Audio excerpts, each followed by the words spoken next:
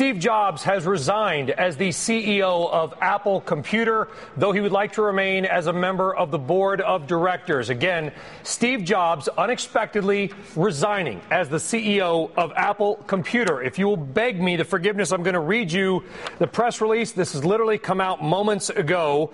This is Steve Jobs to the board of Apple. I have always said if there came a day when I could no longer meet my duties and expectations as Apple CEO, I would be the first to let you know. Unfortunately, that day has arrived. I hereby resign as CEO of Apple Computer. I would like to serve, if the board sees fit, as chairman of the board, director, and Apple employee. As far as my successor goes, I strongly recommend we execute our succession plan and name Tim Cook as CEO of Apple. I believe Apple's brightest and most innovative days are ahead of it, and I look forward to watching and contributing to its success in a new role. I have made some of my best friends and my life at Apple, and I thank you for the many years of being able to work alongside of you.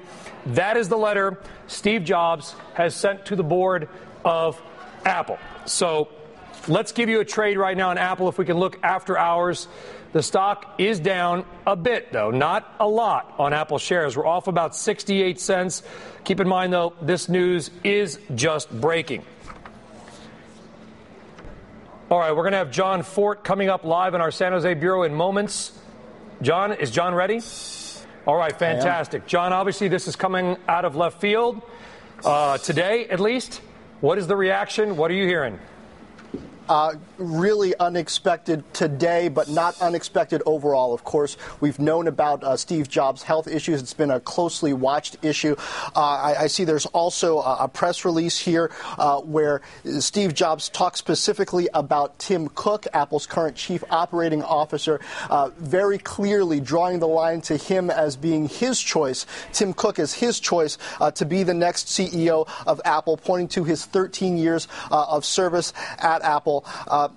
This is not just big in tech, but this is a big global business story. Steve Jobs, of course, engineering the top turnaround of our age at Apple. 15 years ago, many people thought this company wouldn't survive. Also turning Pixar into a powerhouse in animation and movies that has continued to perform well for Disney. Steve Jobs being Disney's largest individual shareholder. Lots of questions now about what exactly does this mean about Steve Jobs' health, his ongoing role at Apple. We'll be watching the stock to see if investors do have confidence based on what's happened over the past several years that we've known that Steve Jobs has been fighting with this health issue. If investors are confident as well that Tim Cook and the rest of Jobs' team can continue to lead this company.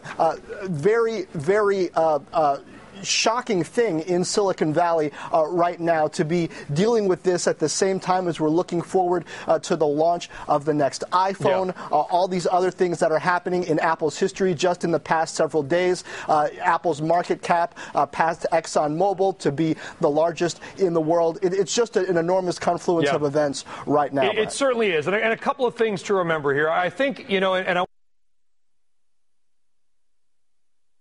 perhaps we just lost John Fort, although, John, you're still there, apparently. Remember, folks, we're breaking into Mad Money here.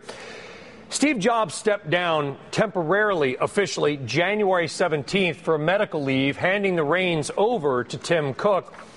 The stock has gone up about $50 a share since Tim Cook has taken over as acting or interim CEO, right? So there was clearly some optimism expressed by investors that Mr. Cook and his team could handle the job. But, John, being there, knowing Apple employees, being around the Apple campus and community, was there a feeling or at least some hope that Steve Jobs would return to the full-time job as CEO?